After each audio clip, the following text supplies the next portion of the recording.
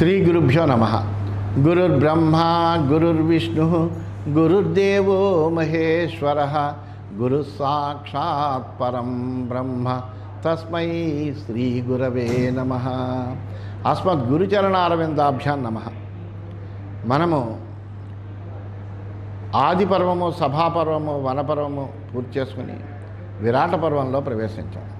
ఈ విరాట పర్వంలో 5 ఉపపర్వాలు ఉన్నాయి. పాండవ ప్రవేశ పర్వము, సమయపాలన పర్వము, కీచక వధ పర్వము, గోహరణ పర్వము, వైవాహిక పర్వము అని 5 ఉపపర్వాలు ఉన్నాయి. 72 అధ్యాయాలతో కూడినటువంటిది ఈ విరాట పర్వం.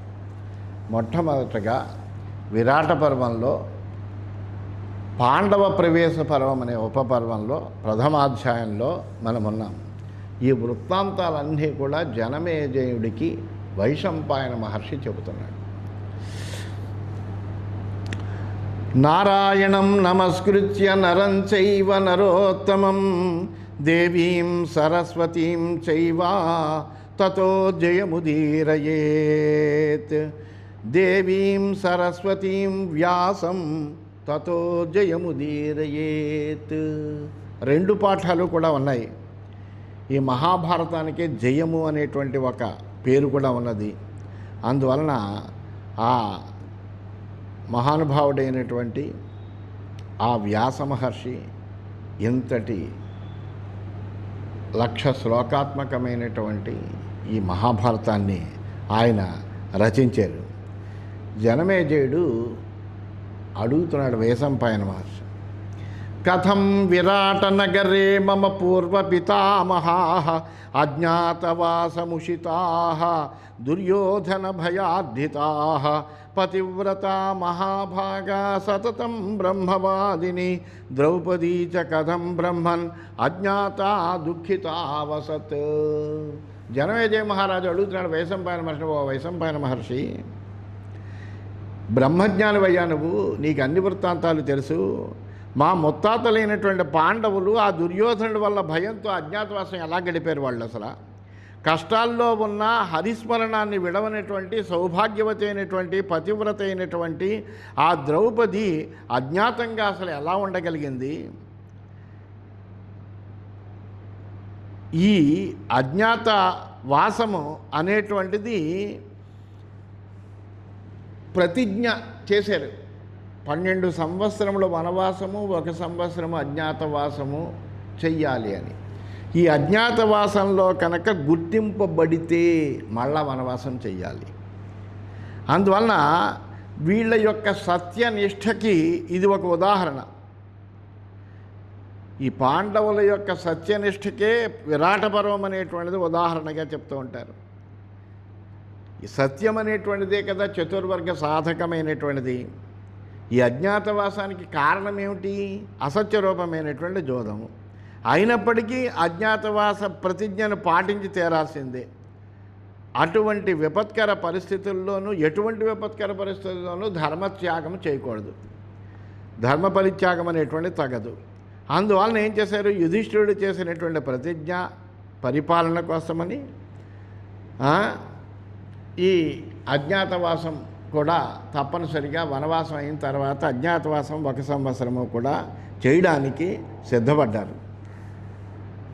తెలుగులో కూడా తిక్కన గారు ఈ జనమేజయుడి యొక్క ప్రశ్నను ఈ పద్యంలో చెబుతూ ఉంటాడు. మహిత సముజ్వలాకృతులు మానధనుల్ జనమాన్యులు అంగనా సహితముగాగనేమి గతి సమ్యగుపాయ నిగూఢ వృత్తిమైన హితులక ప్రభేద్యమగు నా పదమూడగు నేడు మత్పితామహులు చరించిరంతయు క్రమంబున నాకెరుగంగ చెప్పుమా. అప్పుడు ఆ జనమేజయుడు అడిగినటువంటి ప్రశ్నకు వైశంపాయన మహర్షి సమాధానం చెబుతున్నాడు. యథా విరాట నగరే తవ పూర్వ పితామహాః అజ్ఞాతవాసముషితాః తశృణుష్వనరాధిపా. ఓ రాజా, నీ ముత్తాతల విరాట నగరంలో అజ్ఞాతవాసం ఎలా గడిపారో నేను సవిస్తరంగా చెబుతాను వినవయ్యా అని చెప్పాడు. తథా సతు వరాన్ లబ్ధ్వా ధర్మో ధర్మభృతాం వరః గత్వా ఆశ్రమం బ్రాహ్మణేభ్యः ఆచక్షౌ సర్వమేవ తత్.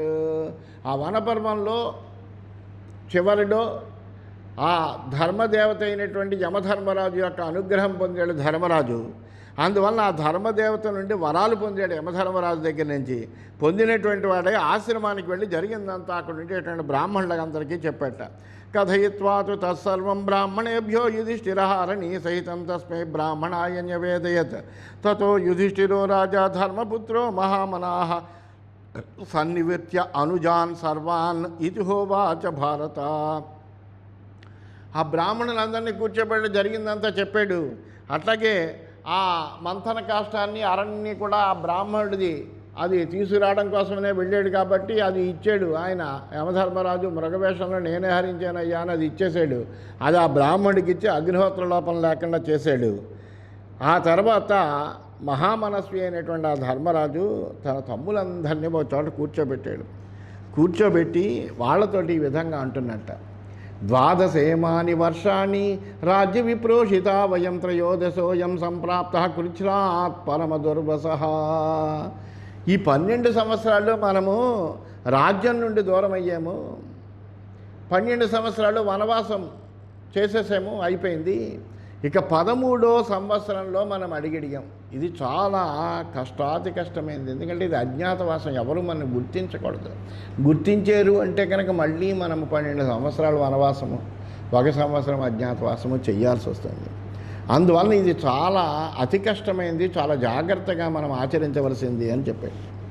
ససాధు కౌంతేయ ఇతః వాసమర్జున రోచయ సంవత్సరమిమం యత్ర వసేమా విదితా పరైః. అందువల్ల శత్రువులకు తెలియకుండా ఈ సంవత్సరం అంతా మనం ఎక్కడ ఉండాలి అనేటువంటి విషయం నువ్వు ఆలోచించవయ్యా అని అర్జునుడిని పిలిచి చెప్పాడు. అర్జున, నువ్వు ఒక్కసారి నిశితమైనటువంటి బుద్ధితో ఆలోచన చేయి, మనం ఎక్కడ ఉందాము ఏమిటి అని. అంటే అప్పుడు అర్జునుడు చెప్తున్నాడు, తస్యైవ వరదానేన ధర్మస్య మనుజాధిపా జ్ఞాత విచరిష్యామః నరాణాం నాత్ర సంశయః తత్ర వాసాయ రాష్ట్రాన్ని కీర్తయిష్యామి కానిచిత్ రమణీయాని గుప్తాని తేషాం కించిత్ స్మరోచయా. చెప్పాడు అర్జునుడు. చెప్పాడు, మహారాజా, ఆ యమధర్మరాజు ఇచ్చినటువంటి వరప్రభావం చేతన మనం నరులకు తెలియకుండా సంచరించగలం. ఎందుకంటే మనం ఏ ఏ రూపాలైతే కావాలనుకుంటామో ఆ రూపాలు వస్తాయి అని చెప్పాడు. మీ అజ్ఞాతవాసం సఫలమవుతుందని కూడా ఆయన చెప్పాడు. అందువలన ఏమీ సందేహపడక్కర్లేదు. మన నివాసానికి కొన్ని ప్రదేశాలు, మనం ఉండడానికి కొన్ని ప్రదేశాలు ఏవేవి బాగుంటాయి అనేటువంటివి నేను చెబుతాను. అవి చాలా రమణీయమైనటువంటి ప్రదేశాలు, మంచి రక్షణ కలిగినటువంటివి. వాటిల్లో ఒక దానిని నువ్వు నిశ్చయించవయ్యా అన్నాడు. సంతి రమ్యాః జనపదాః బహ్వన్నాః పరితక్కురూన్ పాంచాలాశ్చేదిమస్యాశ్చ శూరసేనా పటచ్చరాః దశాన్నా నవరాష్ట్రాశ్చ మల్లాశాల్వా యుగంధరాః కుంతిరాష్ట్రంచ విపులం సురాష్ట్రావంతయస్తథా. ఈ కురు రాష్ట్రానికి చుట్టూరా కూడా చాలా రమ్యమైనటువంటి జనపదాలన్నీ ఉన్నాయ్యా. అవన్నీ కూడా సస్య సంపన్నాలు, మంచి ఫలవంతమైనటువంటివి, సుభిక్షాలు. పాంచాల చేది మత్స్య సూరసేన పటచ్చర దశాన్న నవరాష్ట్ర మల్ల శాల్వ యుగంధర విశాల కుంతి రాష్ట్ర సౌరాష్ట్ర అవంతి రాష్ట్రాలు వాటి పేర్లు ఇవన్నీ కూడా చాలా సుభిక్షంగా ఉంటాయి. మంచి పంటలు అవి పండుతూ ఉంటాయి, ధనధాన్యాలతో సమృద్ధిగా ఉండేటువంటివి. ఏ తేషాంకతమో రాజన్ నివాసస్తవ రోచతే యత్ర వశ్యామహే రాజన్ సంవత్సరమిమం భయం. వీటిలో మనం ఈ సంవత్సరం అంతా కూడా ఏ రాష్ట్రంలో నివసిద్దాము అనేటువంటిది నువ్వు ఆలోచించు. నువ్వు ఎక్కడుందామంటే అక్కడే ఉందామయ్యా, ఇవన్నీ కూడా మంచివే అని చెప్పాడు. అంటే అప్పుడు యుధిష్ఠిరుడు చెబుతున్నాడు, శృతమేతన్ మహాబాహో యథాస భగవాన్ ప్రభు అబ్రవీత్ సర్వభూతేశ తథాన తదన్యథా. ఓ అర్జున, ఇది నేను పూర్వమే విన్నాను, కానీ సర్వభూతేశుడు భగవంతుడు అయినటువంటి యమధర్మరాజు మనకు చెప్పాడు కదా, అది చెప్పినట్టే జరుగుతుంది, మరో విధంగా ఏమీ జరగదు. అందువలన ఆయన చెప్పినట్టు విధంగానే మనకు జరుగుతుంది. ఇందులో ఏమీ మనం కంగారు పడవలసిన అవసరం లేదు. అవశ్యంత్వేవ వాసార్థం రమణీయం శివం సుఖం స్వం సమ్మంత్ర్య సహితై సర్వై వస్తవ్యం అకుతే భయై. అందువల్ల మనం నివసించడానికి అంటే ఇదంతా కూడా మీకు సఫలమవుతుంది, ఏం బెంగలేదు అని యమధర్మరాజు చెప్పాడు. అందువలన అది తప్పనిసరిగా అవుతుంది, అందులో ఏం సందేహం లేదు. అయితే నివసించడానికి కాస్త రమణీయమైంది, శుభంకరమైనటువంటిది, సుఖప్రదమైన ప్రదేశం కావాలి. అందరము కూడా కలిసి ఆలోచించి అక్కడ మనం నిర్భయలుగా హాయిగా ఉండాలి. అంటే అక్కడ ఉండడానికి మనకు చాలా బాగుండాలి, నివాస యోగ్యమై ఉండాలి, చాలా చక్కగా ఉండాలి, ఏ విధమైన ఇబ్బంది లేకుండా ఉండాలి, అటువంటి ప్రదేశాన్ని మనం చూడాలి. మత్స్యో విరాటో బలవాన్ అభిరక్తోధ పాండవన్ ధర్మశీలో వదాన్యశ్చ వృద్ధశ్చ సతతం ప్రియ. ఈ మత్స్య దేశపు రాజు అయినటువంటి విరాటుడు ఉన్నాడు, ఇతడు చాలా బలవంతుడు. అంతేకాకుండా పాండవుల మీద అంటే మన మీద అనురాగం కలిగినటువంటి వాడు, మనమంటే ఇష్టం కలిగినటువంటి వాడు, ధార్మికుడైనటువంటి వాడు, మంచి వితరణశీలి, పెద్దవాడు, ఎల్లప్పుడూ కూడా అందరికీ ప్రియాన్ని కలిగించేటువంటి వాడు.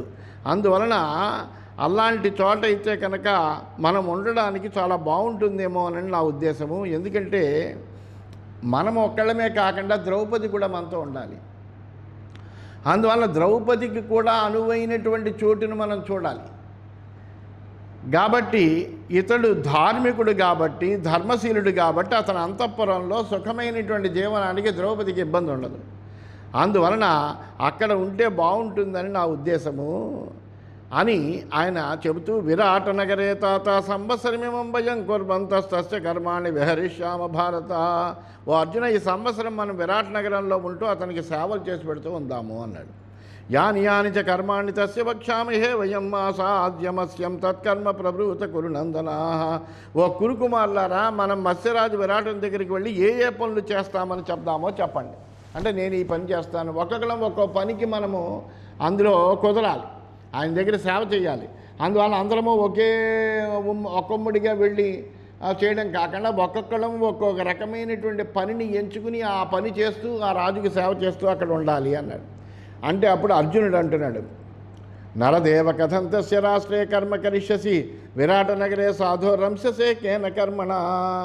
అప్పుడు వెంటనే అర్జునుడు అడిగాడు, రాజా విరాటుని రాజ్యంలో నువ్వెట్లా సేవ చేస్తావయ్యా, నీకు ఏ పని చేయడం అసలు ఇష్టము అని ముందర ధర్మరాజునే అడిగాడు. ధర్మరాజు ఏదైతే అడిగాడో ఆ ప్రశ్నని ధర్మరాజునే అడిగాడు. ఎందుకంటే ధర్మరాజు ఇంతవరకు సేవావృత్తి చేసి ఎరగడు, ఎందుకంటే అతను మహారాజుగా ఉన్నాడు. అంతేకాకుండా ఆయనకి ఎక్కడికి వచ్చినా, వనవాసం చేస్తున్నా, ఏం చేస్తున్నా ఈ నలుగురు సోదరులు అతనికి ఏ విధమైనటువంటి ఇబ్బంది కలగకుండా వాళ్ళు చాలా చక్కగా అతనికి కావలసినవి ఆ సమయానికల్లా అందజేస్తూ ఎంతో జాగ్రత్తగా అతడికి సేవ చేస్తూ ఉన్నారు. అందువలన ధర్మరాజు అనేటువంటి వాడు ఇప్పటి వరకు ఎవరికి సేవ చేసి ఎరగడు. అటువంటి వాడు నువ్వు ఏం సేవ చేస్తావయ్యా, నువ్వు మరి ఆ విరాటుడి దగ్గర ఎటువంటి సేవ చేస్తావు అని అడిగాడు. అడిగితే మృదుర్వదాన్యో హ్రీమాంస ధార్మిక సత్య విక్రమ రాజన్ స్వం ఆపదాకృష్ట కింకరిష్యసి పాండవ. ఇంకా అడుగుతున్నాడు, నువ్వు చాలా మృదువైనటువంటి స్వభావుడు అయ్యా, అంతేకాకుండా దానపరాయణుడు, నువ్వు ఎవడికి కావాలన్నా కూడా ఏం కావాలన్నా ఇచ్చేటువంటి వాడు, పైగా స్వతంత్రంగా గబుక్కుని వెళ్ళవు, చాలా మొహమ్మాటస్తుడు నువ్వు. నీకు ఎవరైనా తీసుకొచ్చి ఏదైనా ఇస్తే దాన్ని స్వీకరించడం తప్ప నీకు కావలసింది నువ్వు తెచ్చుకోవడం అనేటువంటిది ఇప్పటివరకు తెలియదు నీకు. ధార్మికుడైనటువంటి వాడు నువ్వు. ఎందుకంటే నలుగురు సోదరులు అతడికి ఏ విధమైనటువంటి ఇబ్బంది లేకుండా ఇంతకాలము చూస్తున్నారు. ఇప్పుడు వెళ్ళి అతను ఆ రాజుగారి దగ్గర సేవావృత్తిలో ఎలా ఉండగలడు? అంతటి మహారాజు అయినటువంటి వాడే. సత్యపరాక్రముడువు నువ్వు ఇంత ఆపదలో చిక్కుకున్నావు, నువ్వేం పని చేస్తావయ్యా అని అడుగుతున్నాడు. న దుఃఖం ఉచితం కించిత్ రాజన్వేద యథా జన సైమాపదాం ప్రాప్య కథం ఘోరాం తరిష్యసి. ఒక సామాన్య మానవుడు పొందేటువంటి దుఃఖాలేమి నీకు తెలవు అసలా? ఏ కొద్దిపాటి దుఃఖాన్ని నువ్వు అనుభవించలేదే, దుఃఖం తెలవదు నీకు. ఎందుకంటే నీకు ఏ విధమైన ఇబ్బంది లేకుండా అందరూ కూడా సేవ చేస్తూ ఉంటారు. అటువంటి నువ్వు ఈ ఘోరమైనటువంటి ఆపద నుంచి అలా గట్టెక్కుతావయ్యా అని అర్జునుడు ధర్మరాజుని అడిగాడు. అడిగితే అప్పుడు ధర్మరాజు చెప్తున్నాడు, శృణుధ్వం యత్కరిష్యామి కర్మ వైకురు నందనా విరాటమను సంప్రాప్య రాజానం పురుషభా. ధర్మరాజు చెబుతున్నాడు, ఓ కురుకుమార్లారా, నేను విరాటుడి సన్నిధానానికి చేరి ఏ పని చేస్తానో నేను చెప్తాను, జాగ్రత్తగా వినండి అన్నాడు. సభాస్తారో భవిష్యామి తస్య రాజ్ఞో మహాత్మన కంకో నామ ద్విజో భూత్వా మతాక్ష ప్రియదేవన వైడూర్యాన్ కాంచనాన్ దాంతాన్ ఫలైర్జ్యోతిరసై సహ కృష్ణాన్ లోహితవర్ణాంశ నిర్వర్త్యామి మనోరమాన్. నాకు జోదం తెలుసయ్యా, బాగా పాచికిరాట ఆడగలను నేను. దాని మీద నాకు కాస్త మక్కువ కూడా ఎక్కువ. దానివలన ఆ మక్కువ వలన కలిగినటువంటి ఫలం కూడా మనం అందరం అనుభవించాం. అది మీకు తెలిసిందే. అందువలన కంకుడు అనేటువంటి ఒక ద్విజుడిగా ఒక బ్రాహ్మణ వేషంతో ఆ మహాత్ముడైనటువంటి రాజ్యసభలో ఒక గౌరవ సభ్యుడిని అవుతాను నేను. వైడూర్యాలతోటి, బంగారంతో, దంతంతో చేసినటువంటి నలుపు ఎరుపు రంగు కలిగినటువంటి అందమైనటువంటి పాచికలను, మణులు పొదిగినటువంటి ఫలకాలను తీసుకెళ్ళి పాచికలాట ఆడతాను నేను అక్కడ. అతనికి వినోదాన్ని కలిగిస్తూ, అతనికి సలహాలు ఇస్తూ అక్కడ అతనితోటి ఈ విధంగా నేను ఉంటాను. విరాటరాజం రమయన్ సామాత్యం సహబాంధవం నచమాం వేశ్యతే కశ్చిత్ తోషయిష్యే చతన్ రూపం. మంత్రులు బంధువులతో కూడి విరాటంతో ఆడుతూ ఆ రాజును సంతోషపడతాను, ఎందుకంటే అతనికి వినోదం కలిగిస్తాను. అప్పుడు నన్ను ఎవరు తెలుసుకోలేరు. అందువల్ల నేను కంకుడు అనే పేరుతో, కంకుభట్టు అనేటువంటి పేరుతోటి ఆ విరాటరాజు యొక్క కొలువులో బ్రాహ్మణ వేషంతో వెళ్ళి అక్కడ అతనికి ఆ పాచికరాట తోటి అతనికి వినోదం కలిగిస్తూ అక్కడ ఉంటాను నేను అన్నాడు. ఆసం యుధిష్ఠిరస్యాహం పురా ప్రాణ సమస్సఖ ఇది వక్ష్యామి రాజానం యది మాంసో అనుయోక్షతే. అంతేకాకుండా నువ్వు పూర్వం ఎక్కడుండేవాడు అని అడుగుతాడు. ఎవరి దగ్గరికి వెళ్ళినా కానీ ఉద్యోగానికి వెళితే పూర్వం ఎక్స్పీరియన్స్ ఎక్కడా అని అడుగుతారు కదా. మరి అలాగే ఇప్పుడు సేవావృత్తికి పెడుతున్నావంటే ఇప్పుడు నువ్వు ఎక్కడి నుంచి వచ్చావా, ఎక్కడ ఎవరి దగ్గర పనిచేస్తావు, ఇలాంటివన్నీ అడుగుతారు. అడిగితే చెప్పాలి కదా. అందువల్ల ఆ రాజు నన్ను కనుక నువ్వు పూర్వం ఎక్కడుండేవాడు అని అడిగితే నేను పూర్వం ధర్మరాజుకి చాలా ప్రాణ స్నేహితుడిగా ఉన్నానయ్యా అని చెప్తాను. ఇచ్చేతద్వో మయాఖ్యాతం విహరిష్యామ్యహం యథా. అందువల్ల నేను ఆ విధంగా విరాట నగరంలో సంచరిస్తాను, అది మీకు తెలియజేశాను అని చెప్పాడు. ఏవం నిర్దిశ్య చాత్మానం భీమసేనమువాచ. ఈ విధంగా ధర్మరాజు తను ఏదైతే ఎంచుకున్నాడో తన వృత్తిని తెలియజేసి, తను ఎలా అయితే అజ్ఞాతవాసం పూర్తి చేయాలనుకున్నాడో, విరాటరాజు కొలువులో ఎలా ఉండాలనుకున్నాడో సవిస్తరంగా తెలియజేసి ఆ భీమసేనుడితో అంటున్నాడు. భీమసేన కథం కర్మ మత్స్యరాశ్రే కరిష్యసి హత్వా క్రోధవసాం సత్ర పర్వతే గంధమాదనే యక్షాన్ క్రోధాభిహతాం రాక్షాన్ రాక్షసాంశ్చాభిపౌరుషాన్ ప్రాదాపాంచాల కన్యాయే పద్మాని శుభహోన్యపి. భీమసేనుడిని పిలిచాడు. భీమసేన, నువ్వు మత్స్య దేశంలో ఏం పని చేస్తావయ్యా? ఈ విరాటుడి కొలువులో గంధమాదన పర్వతం మీద క్రోధవసులైనటువంటి యక్షులను, మహాపరాక్రమవంతులైనటువంటి నేత్రులైనటువంటి రాక్షసుల్ని కూడా చంపి అనేకములైనటువంటి పద్మాలని తీసుకొచ్చి నువ్వు ఆ ద్రౌపదికి ఇచ్చావు. అంత పరాక్రమవంతుడు నువ్వు. బకం రాక్షసరాజానం భీషణం పురుషాదకం జఘ్నవానసి కౌంతేయ బ్రాహ్మణార్థమరిందమ క్షేమాచాభయ సంబీత హ్యేకచక్రా త్వయా కృత. అంతేకదే ఏకచక్రపురంలో బ్రాహ్మణుడి కోసం నరభక్షకుడు, భయంకరుడైనటువంటి బకాసురుడు అనేటువంటి వాడిని చంపావు నువ్వు. అంతేకాకుండా ఏకచక్రపురాన్ని అంతా కూడా క్షేమకరంగా నిర్భయంగా చేసావు. హిడింబంచ మహావీర్యం కిర్మీరం చేయు రాక్షసంతయా హత్వా మహాబాహో వనం నిష్కంటకం కృతం. మహాపరాక్రమవంతుడైనటువంటి హిడింబాసురుడిని చంపావు. కిర్మీరుడు అనేటువంటి రాక్షసుడిని చంపి ఆ వనాలన్నీ నిష్కంటకం చేసావు నువ్వు. ఆపదంచాపి సంప్రాప్త ద్రౌపదీ చారుహాసిని జటాసురవధం కృత్వా త్వయాచ పరిమోక్షితామశ్చ రాజాంతికే తాత వీర్యపూర్ణో అత్యమర్షణ భృకోదర విరాటే త్వం రంససేకేన హేతున. అంతేకాదు మన ద్రౌపది ఆపదల్లో చిక్కుకున్నప్పుడు జటాసురుడు అనేటువంటి రాక్షసుడిని చంపి ఆ ద్రౌపదిని విడిపించావు నువ్వు. అంతటి పరాక్రమవంతుడు, అంతటి రాక్షసులందరినీ కూడా చంపినటువంటి మహాబలశాలివి నువ్వు. నీకు కోపం కూడా ఎక్కువ. మరి నువ్వు ఈ మత్స్యరాజు కొలువులో ఎట్లాంటి సేవ చేస్తావయ్యా, ఎలా ఉంటావు అని భీమసేనుణ్ణి యుధిష్ఠిరుడు అడిగాడు. ఇది శ్రీమన్ మహాభారతే విరాట పర్వణి పాండవ ప్రవేశ పర్వణి యుధిష్ఠిరాది మంత్రనే ప్రథమోధ్యాయ.